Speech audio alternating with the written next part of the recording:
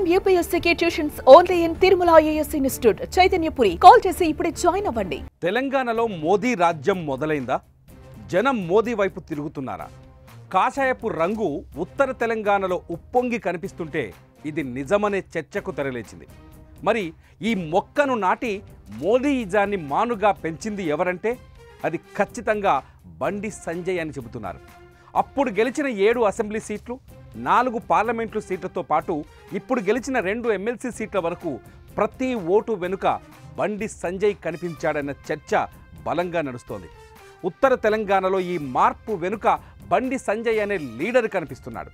2 సీట్లకే పరిమితమనుకున్న పార్టీని సగం తెలంగాణకు విస్తరించి తిరుగులేని నాయకుడిగా నిలబడ్డాడు.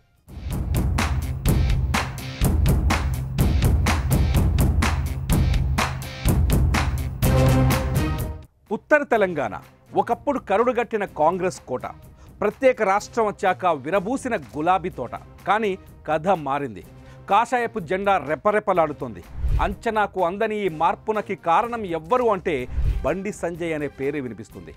అధ్యక్షుడిగా బాధ్యతల్లో ఉన్నంతకాలం బీజేపీని తెలంగాణ పునాదుల వరకు తీసుకెళ్లే ప్రయత్నం చేశాడు.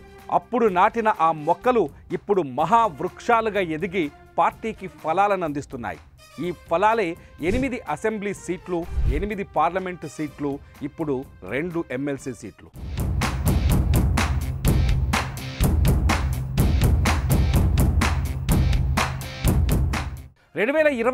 మార్చి 11వ తేదీన బండి సంజయ్ తెలంగాణ బీజేపీ అధ్యక్షుడిగా బాధ్యతలు తీసుకున్నారు. ఎప్పుడైతే బాధ్యత బండి చేతికొచ్చిందో బీజేపీలో ఊహించని జోరు కనిపించింది. ప్రజా సమస్యలపై ప్రభుత్వాన్ని ప్రశ్నించడంలో ప్రతిపక్ష కాంగ్రెస్ని కూడా దాటిపోయాడు బండి. ప్రతిరోజు ప్రజల్లోనే ఉంటూ అధికార బీఆర్ఎస్పై విమర్శల తూటాలు పేలుస్తూనే వచ్చాడు. బండి స్పీడుకు బ్రేకులు వేయాలని ప్రభుత్వం చేయని పని లేదు. బండి చేసిన ఆ ప్రయత్నాలే ఇప్పుడు తెలంగాణలో బీజేపీ విస్తరించడానికి కారణమైందని చెప్పక తప్పదు.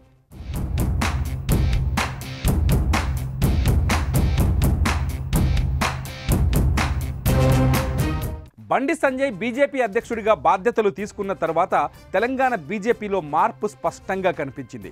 జీహెచ్ఎంసీ ఎన్నికల్లో ఏకంగా 48 సీట్లు గెలుచుకొని అందరినీ ఆశ్చర్యానికి గురిచేశాడు.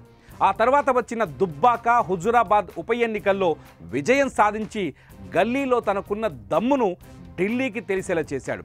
కాంగ్రెస్కు కంచుకోటైన మునుగోడు, హుజురాబాద్లో కూడా హోరాహోరీ పోటీని సృష్టించి పార్టీ కార్యకర్తల్లో నమ్మకాన్ని నూరిపోశాడు. బండి చేసిందల్లా బ్రేకింగ్ అయింది. బండి ఎంచుకుందల్లా సెన్సేషన్గా మారింది.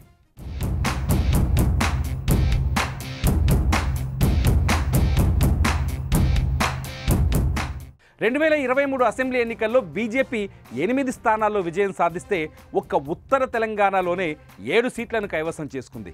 అధ్యక్షుడిగా బాధ్యతల్లో లేకపోయినా కరీంనగర్ క్యాండిడేట్గా తనే ఉన్న పార్టీ కోసం హెలికాప్టర్ వేసుకుని ప్రతి నియోజకవర్గం తిరిగాడు.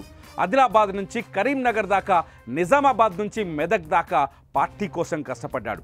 ప్రతి ఓటమి గెలుపునకు పునాది అని నమ్మిన బండి పార్లమెంట్ ఎన్నికల్లో మళ్ళీ అదే వ్యూహాన్ని పాటించాడు. దాని ఫలితం 2024 పార్లమెంట్ ఎన్నికల్లో ఉత్తర తెలంగాణ మళ్ళీ బీజేపీకి వశమవ్వటం. 6 పార్లమెంటు స్థానాల్లో బీజేపీ 4ని సొంతం చేసుకుంది. ఆదిలాబాద్, నిజామాబాద్, కరీంనగర్, మెదక్లో మళ్ళీ పాగా వేసింది. వరసి ఉత్తర తెలంగాణ కాషాయానికి కంచుకోటగా మారింది.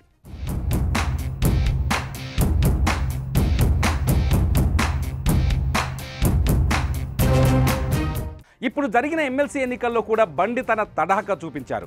కాంగ్రెస్ పార్టీ అధికారంలో ఉన్నా దానికి సందు దొరకనివ్వకుండా పనిచేశాడు. కరీంనగర్లోనే మకాం పెట్టి 2 ఎన్నికల కోసం బలంగా పనిచేశాడు. టీచర్ల ఓట్లని ఎలా రాబట్టాలో కనిపెట్టిన బండి ప్రచారంలో ఎవరికీ అందని వ్యూహాల్ని అమలు చేశాడు. ఇటు గ్రాడ్యుయేట్ల ఓట్లను రాబట్టడానికి తీవ్రంగా కృషి చేశాడు. ప్రతిరోజు 4 జిల్లాల్లోని ప్రతి మండల పార్టీ అధ్యక్షుడితో నేరుగా తనే కాంటాక్ట్లోకి వెళ్ళాడు. యువతను చైతన్యపరిచి ఓటును తమ వైపు తిప్పుకోవడానికి అనేక తిప్పలు పడ్డాడు. చివరికి తను అనుకున్న ఫలితాన్ని పొందాడు.